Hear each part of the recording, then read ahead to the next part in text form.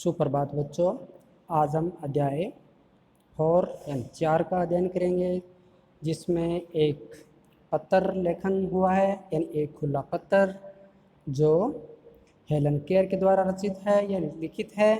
इसमें हेलन अपने जीवन परिचय से अवगत कराते हुए बच्चों को बताया है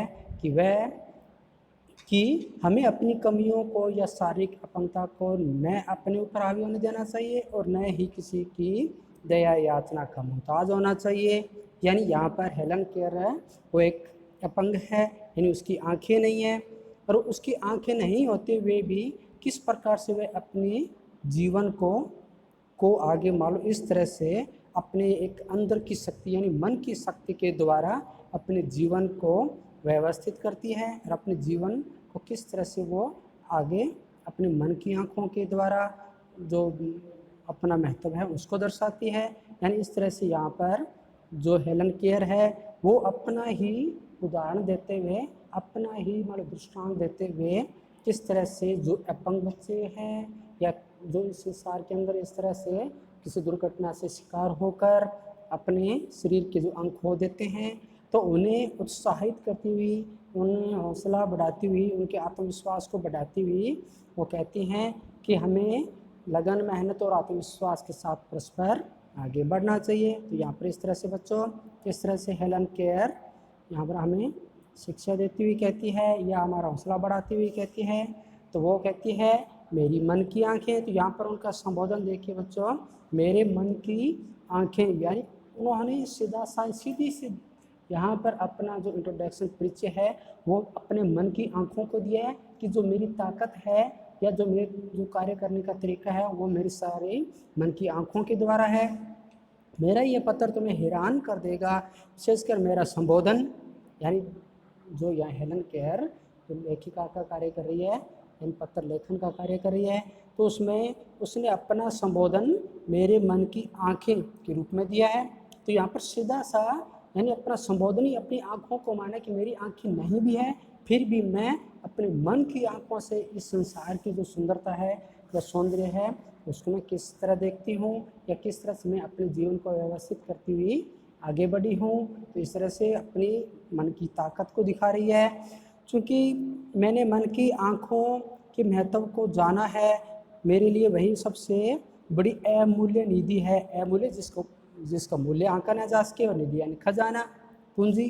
तो यहाँ पर अपने जो मन की आंखें हैं उनको सबसे बड़ी अमूल्य निधि का खजाना माना है कि मेरी आंखें नहीं होते हुए भी मैं अपनी मन की जो आंखें हैं या मेरे अंतर मन से जो मैं देखती हूँ वो ही मेरे लिए सबसे बड़ा है, वही मेरे लिए सबसे बड़ा अमूल्य खजाना है।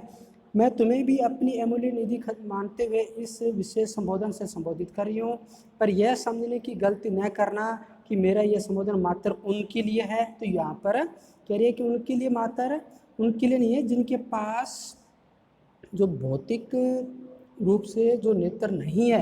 मैं ऐसा भी नहीं कह रही या यहाँ पर मैं उनका किसी तरह से मजाक के भी नहीं कह रही या भौतिक रूप से जो इन भूमि के रूप में या केवल हम सुख सुविधाओं रूप में मानते हैं, केवल उनके लिए नहीं है। वैसे तो मेरा संबोधन उन सब के लिए है, तो विशेष रूप से बाल मित्रों के लिए जिनके पास मानवीय संवेदनाएं हैं। तो यहाँ संवेदना कहते हैं अनुभूति, यानी हम कोई भी जब अनुभव करते हैं किसी भी प्रकार की मानवीय जो हमारी जो अनुभूति होती है या जिसके द्वारा हम संसारिक जो सुख सुविधाएं हैं या संसारिक के अंदर जो भी घटना घटित होती है उसका अनुभव करते हैं, उन सब के लिए हो रही है। और दूसरों के दर्द को महसूस करने वाला जो सरल व पारदर्शी जो हमारा मन है, पारदर्शी जो आर पार देख सके, यानी किसी भी स्थिति में वो आर पार देख सके, और उस दर्द को मिटाने वाले प्यार के स्पर्श का मरम है। यानी कि जो अपने अंग खो चुके हैं तो वो अपने अंतर मन से किस प्रकार से इस संसार के हर एक दर्द को महसूस कर सकते हैं, आर पार देख सकते हैं। तो मैं उन सब के जो दर्द है उस पर एक मरहम के रूप में अपने प्यार भरा एक स्पर्श या कह सकते हैं अपने प्यार भरे पत्र के द्वारा, संबोधन के द्वारा मैं उनके एक मरहम देने आई हूँ या उनका हौसला उत्साह बढ़ाने के लिए आई हूँ। तो यहाँ पर आगे हेलन कह रही है कि किस प्रकार से तुम यह भी सोच रहे होंगे कि आज अचानक यह खुला पत्र लिखने की मुझे क्यों सूझी। इसके कई कारण हैं। यहाँ पर लेखिका कह रही है कि मैं आज इस प्रकार से जो एक खुला पत्र लिख रही हूँ, मेरे मन में ऐसा क्या आया कि मैं ये पत्र लिख रही हूँ, इसके कई कारण हैं। आज के इस मशीनी युग में आपसी होड़, दुर्भावनाएं कहते हैं इस प्रकार के बुरे विचार, यानी कि संसार में मानव दूसरे मानव के लिए किस प्रकार से अपने मन में बुरे विचारों को लिए वे एक दूसरे को नीचा दिखाने की प्रवृत्ति, शीघ्र सब कुछ प्राप्त कर लेने की लालसा यानी इच्छा सब पर हावी होने लगी है। जो शारीरिक रूप से सक्षम है इस माया जाल में पूरी तरह से फंस चुके हैं। तो यहाँ पर जो हेलन केयर है वो ये भी दिखा रही है कि मैं मेरे मन में इसलिए आया क्योंकि जो आज ये मशीनी युग है, यानी वो मानव क्रियाएं आज नहीं रही जो पहले जो मानव या मनुष्य अपने हाथ के द्वारा हर कर्म को करते हुए अपनी उन्नति को प्राप्त होता था। लेकिन आज इस मशीनी युग में इस तरह की होड़ कहते हैं कंपटीशन, दुर्भावनाएं यानी कि जो विचार, बुरे विचार, एक दूसरे से ध्यान प्रवृत्ति, शीघ्र सब कुछ प्राप्त कर लेने की लालसा सब पर हावी होने लगी है। जो शारीरिक रूप से सक्षम है यानी जो हर तरह से उनके शरीर स्वस्थ हैं, हर तरह से वो शरीर से पूर्ण हैं, इस माया जाल में बुरी तरह से फंस चुके हैं। अगर यानी भगवान ने, ईश्वर ने सब कुछ दिया है लेकिन फिर भी वो इस संसारिक जो मोह माया जाल है उसमें वो फंसते जा रहे हैं। वे दृष्टि होते हुए भी दृष्टिहीन है, यानी उनकी आंखें हैं फिर भी वो उस आंख को बाद में मान लो जिस तरह से मान लो कह सकते हैं कि वो किस तरह से अपनी दृष्टि होते हुए भी वो दृष्टिहीन की तरह है कि यानी जो सच्चाई को नहीं देख पाते या वो सच्चाई को देखते हुए भी अपनी आंखें मूंद लेते हैं, तो उनकी सारी संवेदनाएं खत्म हो चुकी है। यानी इस तरह से संसार के अंदर जो मोह माया के जाल के अंदर फंसकर जो मनुष्य अपनी जो सद्भावनाएं हैं वो खो चुका है, दुर्भावनाओं में खोता जा रहा है। उनके उद्देश्य है अल्पगामी रह गए हैं, यानी उनके बिल्कुल थोड़े से समय के लिए, या उनकी सच्चाई जो नेक रास्ता है वो बिल्कुल छोटा सा होता है जहाँ तक वो चलते जाते हैं और खो जाते हैं। अल्पगामी से मेरा तात्पर्य है संकुचित उद्देश्य से। तो यहाँ पर अल्पगामी मतलब थोड़ा सा जो रास्ता या जाने का जो तरीका वो सोचते हैं, उनका कहने का मतलब है। यहाँ पर लेखिका कह रही है कि इसमें मेरा कहने का मतलब है संकुचित उद्देश्य यानी बहुत छोटी सोच। संकुचित कहते हैं एक छोटी संकड़े को कहते हैं, छोटी को कहते हैं, लेकिन यहाँ बच्चों छोटी उद्देश्य यानी छोटी सोच को कहा गया है। जैसे परीक्षा में अच्छे अंक प्राप्त करना, चाहे उसके लिए अनुचित साधनों का प्रयोग क्यों नहीं किया जाए, तो बच्चों यहाँ पर होता भी है। यानी जो बच्चे नकल करते हैं, चीटिंग करते हैं, तो उनके इस प्रकार की मतलब अच्छे अंक प्राप्त करने के लिए कितना गलत कार्य करते हैं वो, इन कितनी छोटी सोच है उनका, कितनी छोटी मतलब ऐसे उसका उद्देश्य है जो ऐसा नहीं करना चाहिए। और अपने साथी को नीचे दिखाने का उद्देश्य है। अगर अपने साथी है, मित्र है, फिर भी उसको नीचे दिखाने के लिए क्या कुछ नहीं कर जाते, चाहे उसके लिए उस पर प्रहारी क्यों ना करना पड़े, उसको नुकसान भी पहुंचा सकते हैं वो किसी प्रकार से चोट पहुंचाकर। और चूंकि मानवीय संवेदनाओं का ह्रास होता जा रहा है, ह्रास कहते हैं पतन यानी कमी, ह्रास का मतलब कमी भी होता है, पतन भी होता है बच्चों। यानी कि मानवीय संवेदना यानी जिस प्रकार से मानव एक दूसरे मानव के प्रति जो संवेदना होनी चाहिए, अनुभूति होनी चाहिए, या उसके कल्याणकारी मान लो सोच होनी चाहिए उसके पास, उन सब का ह्रास होता चला जा रहा है। अल्पकालिक यानी थोड़े से समय के लिए वो उद्देश्य से वरीयता पाते जा रहे हैं, मतलब सोचते हैं कि उनको मेहनत न करनी पड़े, उनको ज़्यादा समय इंतज़ार न करना पड़े, वो थोड़े से समय में बहुत कुछ प्राप्त करने के लिए ऐसे अनुचित कार्य करते रहते हैं। यही बात मैं नेत्रहीनों के लिए भी कहना चाह रही हूँ। तो यहाँ पर हेलन केयर कह रही है कि मैं यहाँ उन नेत्रहीनों के लिए भी कहना चाह रही हूँ कि वे सोचते हैं कि नेत्रहीनता के रूप में एक ऐसा एमोग कहते हैं, अचूक स्तर उनके पास आ गया है कि वे उसके माध्यम से अपनी कोई भी नाजायज कहते हैं अनुचित, जो बिल्कुल भी उचित ना हो, ऐसी मांग मनवा सकते हैं। तो यहाँ पर इस तरह से कह रही है कि उनके पास जैसे कोई अचूक एक ऐसा सामर्थ्य आ गया है कि वो अपनी कोई भी नाजायज जो मांग है उसको वो मनवा सकते हैं। अरे भाई, तुम्हारे पास तो एक प्रबुद्ध छठी इंद्रिय है, यानी तुम्हारे पास एक बुद्धि है, तो अंतर्मन है तुम्हारे पास, तो क्या तुम उसका प्रयोग नहीं कर सकते? समय के पार देख सकने की और मन के भीतर जान सकने की जो शक्ति है तुम उसका प्रयोग करो। तुम क्यों ये सोचते हो कि मैं नेत्रहीन हूँ और मेरे पास अब मैं कुछ भी किसी से कुछ भी मनवा सकती हूँ? तो ऐसा क्यों सोचते हो भाई? तुम्हारे पास तो एक प्रभु छठी इंद्रिय है। इंद्रिय मतलब बच्चों 5 इंद्रियां होती हैं, तो यहाँ पर छठी इंद्रिय किसको माना है हेलन ने? अपनी बुद्धि को माना है, अपने अंतर्मन को माना है। उसका प्रयोग क्यों नहीं करते? तुम्हारे पास इतना संवेदनशील मन है, उसका दरवाज़ा क्यों बंद कर दिया? यानी कि अगर तुम्हारी आंखें नहीं है तो तुम्हारे पास बहुत कुछ है, तुम्हारे पास हृदय है, उसमें सोच है, तुम्हारे पास बुद्धि है, अंतर्मन है, तो क्यों ना तुम उसका दरवाज़ा क्यों बंद कर दिया? उस दरवाजे से यानी कि उससे जो छठी इंद्रिय का जो दरवाज़ा है उससे खोलकर अपना कोई भी कार्य आसानी से कर सकती हो। कोई भी अपनी जो अंतर्मन है उससे तुम किसी भी मान लो रास्ते को, कठिनाई को पार कर सकते हो। तुम्हारे पास सामर्थ्य है, सामर्थ्य कहते हैं तो कुछ कर सकने की क्षमता, यानी कुछ कर सकने की जो क्षमता होता है उसे कहते हैं बच्चों।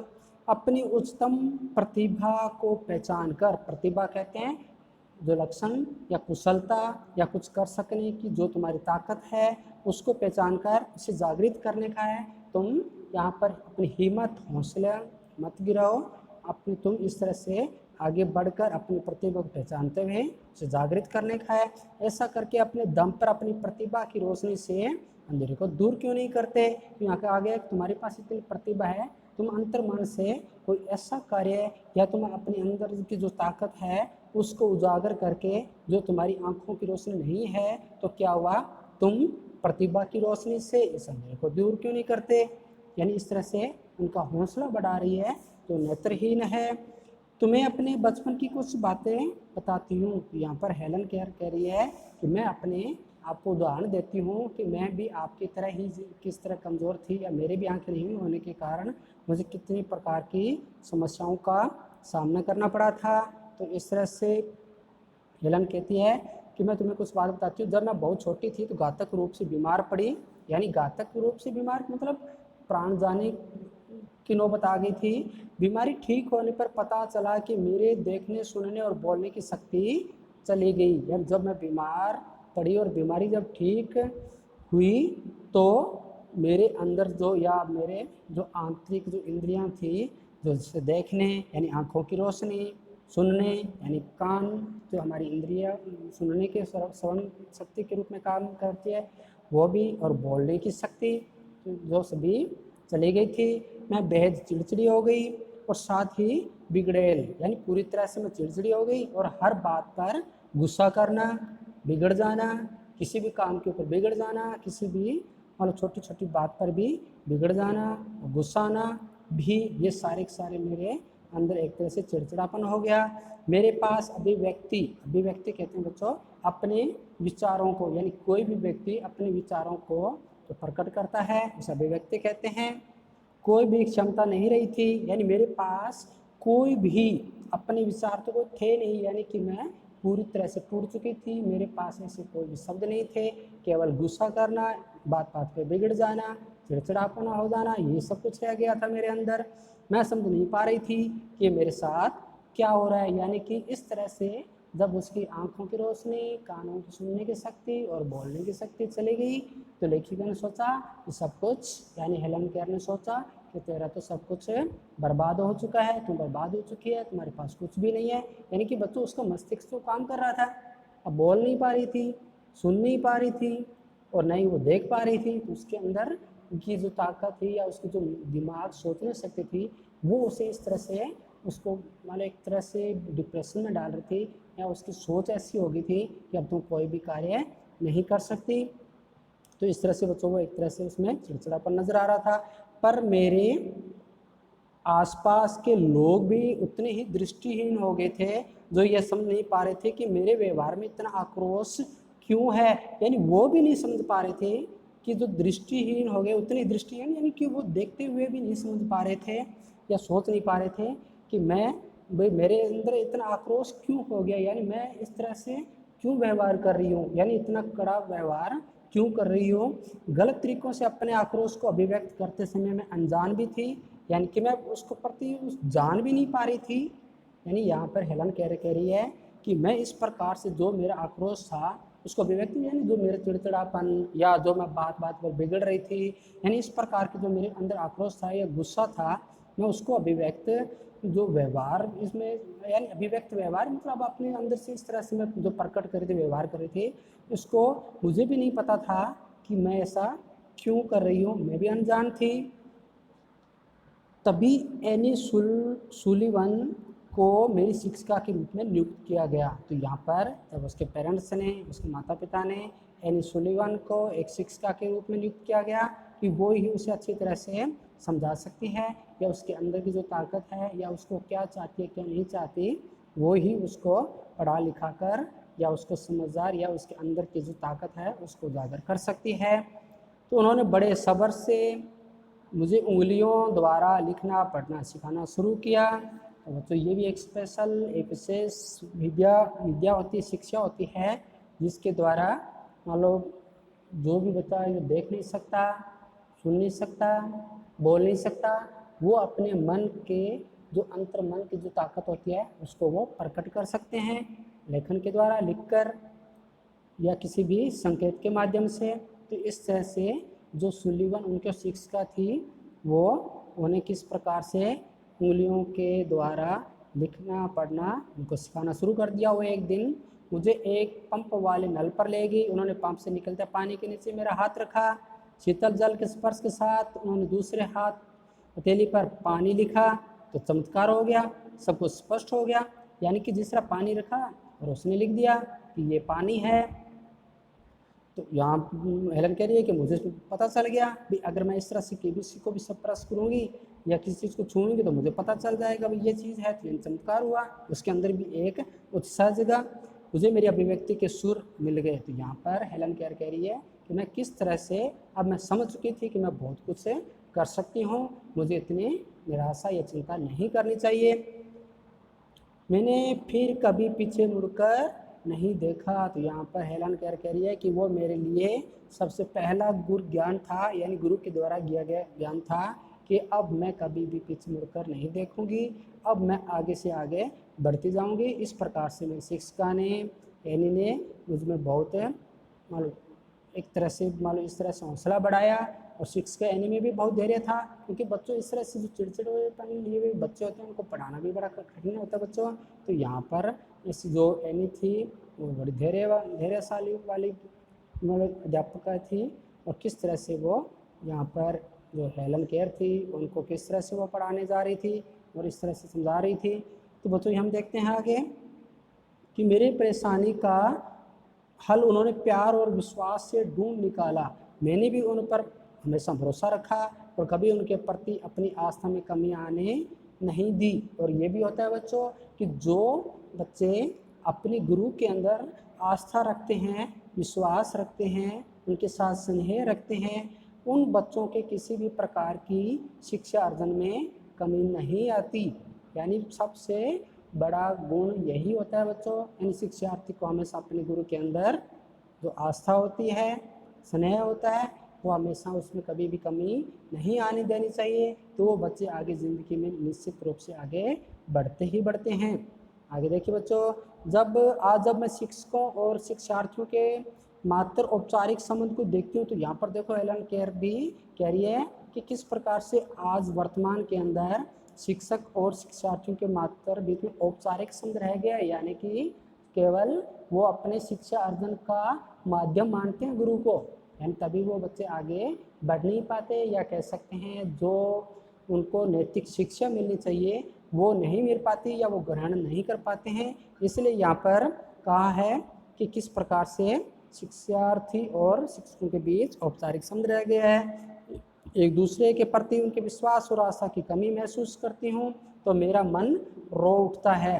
तो यहाँ पर देखो हेलन केयर ने जब अपनी शिक्षिका के प्रति एनी जो थी उनके प्रति विश्वास आस्था दर्शाई, तो किस तरह से वो आगे बढ़ पाई, किस तरह से उसको हौसला मिला, और किस तरह से शिक्षिका ने भी उन्हें एक जीवन का रास्ता दिखा दिया। तो इसलिए कहती हैं कि आज के जो अगर मैं देखती हूँ तो मुझे बड़ा दुख होता है, मेरा मन रो उठता है। तुम कह सकते हो कि आजकल अच्छे शिक्षक मिलते ही कहाँ है, तुम स्वयं अच्छा विद्यार्थी बनकर क्यों नहीं दिखला देते। तो यहाँ पर कह रहे हैं कि जो बच्चे ये ढूंढते हैं कि अच्छे शिक्षक नहीं है, अगर शिक्षक में कमी निकालते हैं तो बच्चों वो खुद भी कहाँ देखते हैं कि वो आप खुद कैसे हैं, वो खुद क्या अच्छे एक शिक्षार्थी हैं, एक अच्छे विद्यार्थी हैं जो गुरु को मान अंदर उनकी शिक्षा को नहीं देख पा रहे या उनके गुरु के अंदर कमी निकाल रहे हैं। वो तो कितनी अच्छी बात कही है कि पहले आप खुद एक अच्छे शिक्षार्थी बनिए, अच्छे विद्यार्थी बनिए, फिर आप देखिए आपके गुरु के अंदर आपको कितनी अच्छी सारी यानी बहुत सारी विशेषताएं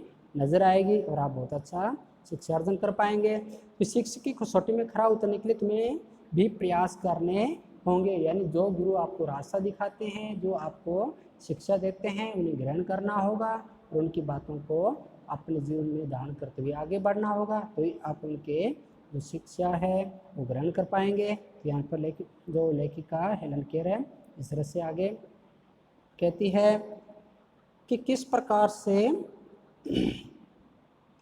जब मतलब इस तरह से वो प्रयास करने के लिए कहती है। फिर आगे कह रही है कि जब 1896 में मुझे कैम्ब्रिज स्कूल में प्रवेश मिला तो मैं पहली मूक बधिर और दृष्टिहीन बालिका थी जो उस शिक्षा के लिए दाखिल हुई थी, यानी कि ऐसी पहली मैं जो बालिका बनी थी कि जो उस शिक्षा के लिए जो दाखिल लिया था। वे दिन इतने कठिन थे कि मुझे दिन रात मेहनत करनी पड़ती थी। मैंने पहले ब्रेल लिपि द्वारा, तो ब्रेल लिपि वो होती है बच्चों जो नेत्रहीन होते हैं, जो नहीं समझते, देख नहीं पाते, वो किस तरह से जो टंकन के द्वारा या पॉइंट्स के द्वारा जो शब्द या जो भी लिपि लिखी हुई होती है उसे ब्रेल लिपि कहते हैं। फिर टाइप लिखना शुरू कर दिया, फिर टाइपिंग करना शुरू कर दिया। तो मैंने स्वयं की अभिव्यक्ति करने के लिए अपनी कहानी लिखी, मेरे जीवन की कहानी। फिर उन्होंने कहा कि मैंने जो स्ट्रगल किया या मैंने जो मेरे शिक्षक ने मुझे रास्ता दिखाया और मैं आगे बढ़ी, तो मैं भी ऐसे उन जो मेरे जैसे नेत्रहीन है या जो नहीं देख पाते उनके लिए मेरे जीवन की कहानी लिखते हुए उनको भी हौसला बढ़ाया, उनको भी रास्ता दिखाने के लिए मैंने ये रास्ता चुना। तो बच्चों आज हम यहीं तक अध्ययन करते हैं, कल हम आगे इससे क्रमानुसार अध्ययन करेंगे। तो बच्चों आपको यहाँ तक समझ में आ गया होगा कि किस प्रकार से एक नेत्रहीन जो हेलन केयर थी वो किस प्रकार से अपने गुरु के माध्यम से गुरु की शिक्षा पाकर अपने जीवन को सफल बना पाती है, किस तरह से वो जो नॉर्मल ज़िंदगी जीते हुए जो शिक्षा अर्जन करती हुई फिर उस शिक्षा भी प्राप्त करने के लिए इस विश्वविद्यालय यानी कॉलेज के अंदर दाखिल होती है, कैम्ब्रिज स्कूल के अंदर दाखिल होती है उस शिक्षा के लिए, और किस तरह से अपने जीवन को आगे अग्रसर करती है। तो कल हम इसे आगे और पढ़ेंगे बच्चों, और कल आप टेस्ट के लिए तैयार रहेंगे। जो आपको टेस्ट के लिए बोला गया है फर्स्ट अध्याय के अंदर, तो अच्छी तरह से आप लर्न करना, उसे अच्छी तरह जो रन करना, जितने भी क्वेश्चन आंसर दिए हुए हैं शब्दार्थ या ब्लैंक्स जो भी दिया यानी पूर्ण अध्याय आपका लर्न करना है आपको। तो अच्छी तरह से लर्न करते हुए आप अपनी नोटबुक के अंदर लिखकर फिर आप सरसों डे को स्कूल के लिए भेजेंगे। जय हिंद।